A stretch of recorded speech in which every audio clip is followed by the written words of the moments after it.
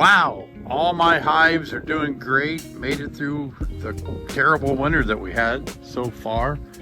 They're not just doing great, but they are thriving in a massive way. This one's got bees flying like crazy.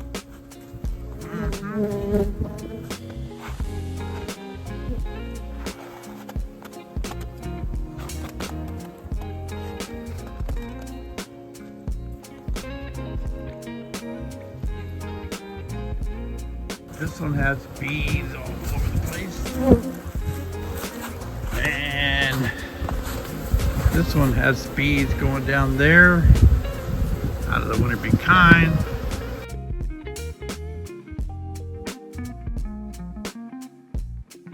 Wow, wow, wow. And examining the candy board, there's still candy on it. Another week probably. So that's a good one there. So we're just trying to feed all these bees, keep them fed all winter long so I can come out of winter with a lot of bees. What's going to happen over the next 30 days is going to be really catastrophic to a lot of beekeepers because it's easy for us to see a day like yesterday when it was mid 50 Fahrenheit, bees are flying, and you think, okay, my bees made it through the winter. Well, the biggest time period that is most critical for bees surviving or dying is actually the next 30 to 60 days. February and March, if you live in the central U.S., northern U.S., you're not out of the woods. In fact, they're hungry now. They're eating food like crazy, and they're making a lot more brood now. So they need a lot more food to do that. So this is really the time when bees start failing. So don't get, it's good that we get our hopes up. It's good we see bees flying. I had a lot of beekeepers tell me yesterday, their bees are looking good, made it through winter. But you don't make it through winter until spring gets here. And one of the things that I like to emphasize, I don't want my bees just to survive the winter. I want them to thrive coming out of winter. And I'm going to open up a bunch of hives today and show you what my bees look like. February the 10th, 2026, 45 degrees Fahrenheit with a month of winter left. I want to just show you what it looks like. And I'm using my winter bee kind boards that I created, invented, and you can see how well that they work. And I think that you're going to be impressed. Those of you that are skeptical about feeding your bees in the wintertime, I get it, but I used to lose so many hives in the winter until I started feeding them. So please feed your bees the next 30 to 60 days. You're going to need to feed them. I don't like feeding them sugar water. I'll tell you in this video in just a little bit when I start feeding them 1-to-1 sugar water to stimulate brood rearing, because I have to raise a lot of foragers by, or at least by April 15th. That's when I want to have these colonies huge to go out and get the spring flow. So got a lot of techniques, really works good for me over the last 15, 20 years. I think you're going to enjoy this video. Let's take a look. I'm David Burns. I'm a EAS certified master beekeeper since 2010. If you're new to my channel, welcome. What I have here are 2 deep brood boxes that I overwintered with. And then this is a medium honey super. I always leave one for the bees all winter long. This is my Burns winter bee kind, my winter bee kind boards here that I created. Insulation and food, tiny bit of passive ventilation, but this is more of a potty break for the bees to be able to defecate, because sometimes they don't go down and out when it's cold. They will go out here. This is just more insulation up here. So we're going to go ahead and I'll show you what I got. I also I'll start feeding my bees liquid, but it's a little too early for that. So on the very top here, I'm just stowing away in storage my feeder board that I'll use. Many of you are buying these like crazy right now because you know how well they work in the spring. So I don't want to start that just yet. I probably could do it, and I'm thinking about it, but I'm going to see about feeding them winter bee kind boards maybe one more winter bee kind before I shift over to my liquid feed. So this box here, this is just more installation up here. I know you can't really see it off camera there, but so we'll just move it off. See how it just has insulation and all that good stuff in it. Let's set it over here. All right, so now we're getting down to the winter bee kind board. Now, this is kind of tough because I like to raise a lot of bees in the wintertime, as you can see, looking out of the hole there. They are flying. Let me look at the bottom here. Yeah, they're using their top entrance up here for flying, because bees move up in the wintertime. They move up for the heat, for the resources that are available, and I like to complement their movement up by giving them that entrance instead of the bottom entrance. And I feed them because that's what they're doing. They're looking for food higher up. So the best thing to do is when you want to change one of these out or inspect it, fully suit up and then smoke them really good. You can do this at any temperature, actually, as long as you don't lift the frame out, you're fine to do this. But I just like to wear protective gear and do a lot of smoking. So I could have opened it up and you would have seen how many thousands of bees are up here, but I'm smoking them so we don't get overwhelmed. All right, so there's still plenty of candy on here. Look at that. So this one is still eating. So there's no need for us to make any changes to this. We're just going to leave them and let them finish that up. So let's look at another one that might be a little bit lower. Now, the benefit of going through winter with an extra super on is that gives them a lot more winter food. So they have food and they're too deep, so I like that. But I also let them go through the winter with a medium super on top. My winter bee kinds, I've always felt like they're insurance in case they burn through resources, which is what they're going to be doing in the next few weeks. All right, now look at that. So this one I'm going to change because other than a little bit of candy over here, you can see that they've pretty much eaten this all out. And so when it gets cold again, they really won't have much on there. Okay, you can see the number of bees that are up here. Again, I live in central Illinois. It's 45 degrees today, right now while I'm out here. And it's February the 10th. And so you can understand if you've ever lived in the north, it's cold. And a lot of people have trouble getting their bees through the winter. I used to, until I started doing this technique many, many years ago.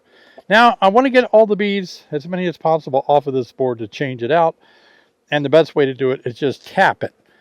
Now, when you tap it, there could be some sugar that breaks off, and we'll deal with that. But we need to get the bees in the box, in the hive. All right, so we got most of them off, except the ones that are determined to stay on the candy. All right, see that? How we've cleaned most of them off? And you can keep doing this. If you're a stickler to get every last bee, you can keep doing it. Good enough, though. If you want to, and I've been known to do this with a new winter bee kind board, I will actually get a little bit of honey and just drizzle it on here a little bit, but you really don't have to. They know what it is, they like it, and so they're ready to eat it.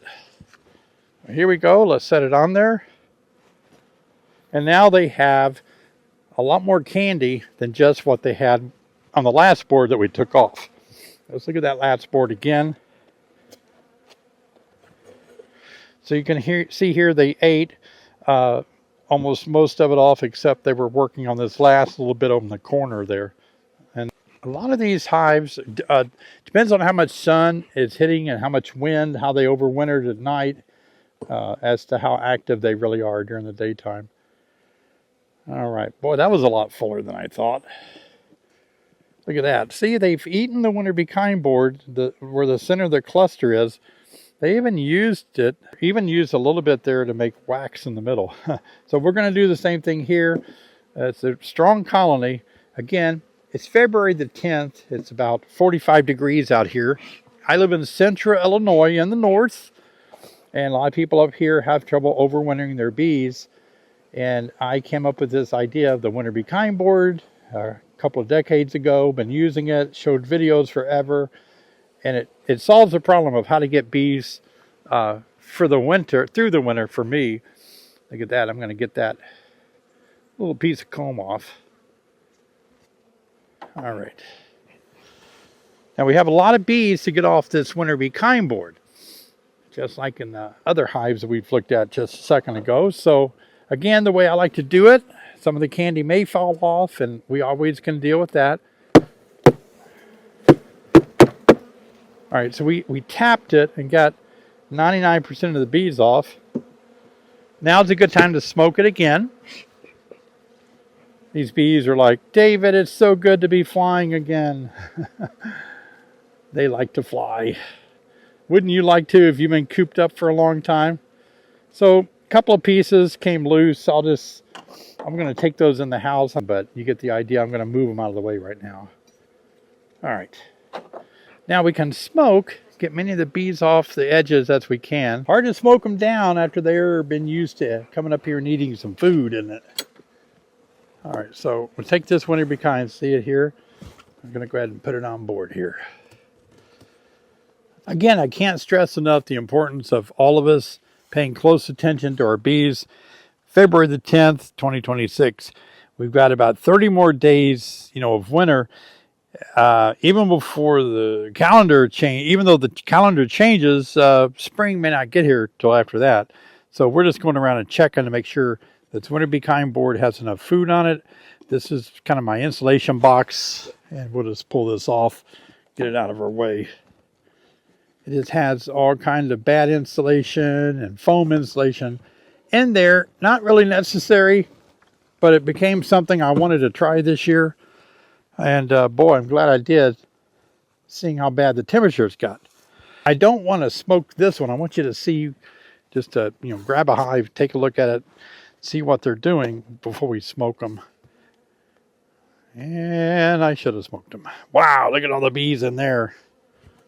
Wow, wow, wow. And examining the candy board, there's still candy on it. Another week probably. So that's a good one there. So we're just trying to feed all these bees, keep them fed all winter long, so I can come out of winter with a lot of bees. Now, I've been beekeeping for a long time, telling beekeepers to watch out, because you don't want your bees to come out of winter just barely surviving. You want them coming out of winter thriving. I think that's the key part there. Oh boy, there's a lot of bees. Candy board's good, a lot of bees in there. So get in there. All right, so that hive is good and strong too. Isn't that amazing? I mean, it's awesome. There's no reason to lose your bees in the wintertime. There's a way around that. Let's see if I can peek in this one. Oh yeah. Wow, look at that. Wow, big group of bees in there. Very good. Let's look at one more on this one. And by the way, we have a live stream coming up this Thursday night, 7 p.m. I'm going to be teaching on 3 specific things that you got to be really good at to have good results in beekeeping. So join me Thursday night at 7 p.m. Here's the link.